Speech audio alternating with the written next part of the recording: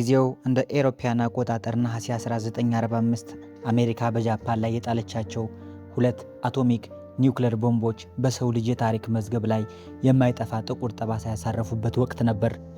በቅድሚያ በሂሮሺማ ከተማ ላይ ነሐሴ 6 1945 ዓመተ ምህረት ቦምቡ ከፈነዳበት ማዕከል ወይም ግራውንድ ዜሮ አቅራቢያ የነበሩ ሰዎች እጅግ በከፍተኛ ሙቀት በፍንዳታው ግፊትና በጨረር ምክንያት ከ70,000 እስከ 80,000 የሚደርሱ ሰዎች ወዲያውኑ እንደሞቱ ይገመታል። በመቀጠልም ናጋሳኪ ከተማ ነሐሴ 9 1945 ዓ.ም ከ3 ቀናት በኋላ በከተማዋ ላይ የተጣለው ቦምብ ደግሞ በተመሳሳይ ሁኔታ በፍንዳታው ወቅት ከ35,000 እስከ 40,000 የሚደርሱ ሰዎችን ሕይወት ቀጥፏል። እኛም ያችን ቅጽበትና ከዚያ በኋላ የተከሰቱትን ልብ ሰባሪ ትውስታዎች እንደሚከተለው አዘጋጅተንላችኋል።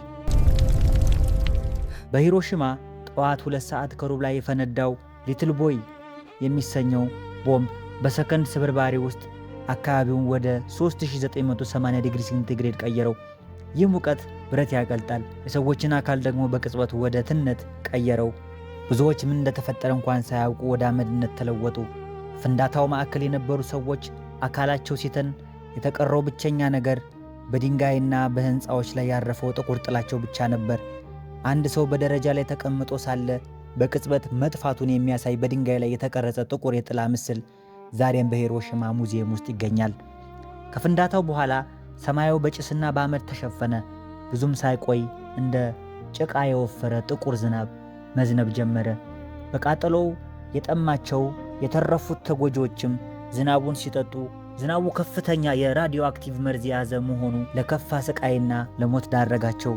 ሌሎች በሕይወት የተረፉት ሰዎች ቆዳቸው ልክ እንደ ጨርቅ ተገሽልጦ ከሰውነታቸው ላይ ይንጠለጠል ነበር። በድንጋጤና በህመም እጆቻቸውን ወደፊት ዘርግተው በየመንገዱ ሲንከራተቱ የነበረው ትዕይንት ለማመን የሚከብድ ነበር። በናጋሳኪ ነሐሴ 9 ቀን ጠዋት 11 ሰዓት ከ02 ደቂቃ የወደቀው ቦምብ ከተማዋን ወደ ፍርስራሽ ቀየራት። በከተማዋ የነበሩ ሰዓቶች ሁሉ በዚያች ደቂቃ ላይ ቆሙ። ያች ደቂቃ ለብዙዎች የሕይወት ማብቂያ፣ ለቀሪዎቹ ደግሞ የዘላለም ስቃይ መጀመሪያ ነበረች። ሳዳኮ ሳሳኪ ቦምቡ ሲፈነዳ የ2 ዓመት ልጅ ነበረች። ከዓመታት በኋላ በራዲዮ አክቲቭ ሳቢያ በካንሰር ታመመች። 1000 የወረቀት ወፎችን የሠራ ሰው ከበሽታው ይድናል የሚለውን የጃፓን አፈ ታሪክ በመከተል ወፎችን መስራት ጀመረች። 644ኛው ላይ ያለች ሕይወቷ ቢያልፍም ታሪኳ የሰላም ተምሳሌት ሆኖ ዛሬም ይነገራል። ከፍንዳታው የተረፉት ሰዎች እንኳን ሰላም አላገኙም። የአቶሚክ ቦምብ በሽታ ተብሎ የሚጠራው የራዲዮ አክቲቭ ጨረር ለዓመታት የሰዎችን ፀጉር ያረግፍ፣ የውስጥ አካልን ያደማና ለካንሰር ይዳርግ ነበር። ይህ ስቃይ ከትውልድ ወደ ትውልድ ተሸጋግሯል። በጥቅሉ ግን ይህ ታሪክ ጦርነት የሚያስከፍለውን አሰቃቂ ዋጋ ያስተምረናል። የሂሮሺማና ናጋሳኪ ሰለባዎች ድምፅ ዛሬም እንደ መልእክት ያስተላልፋል። ድጋሚ መከሰት የለበትም። ስላዳመጡን እናመሰግናለን።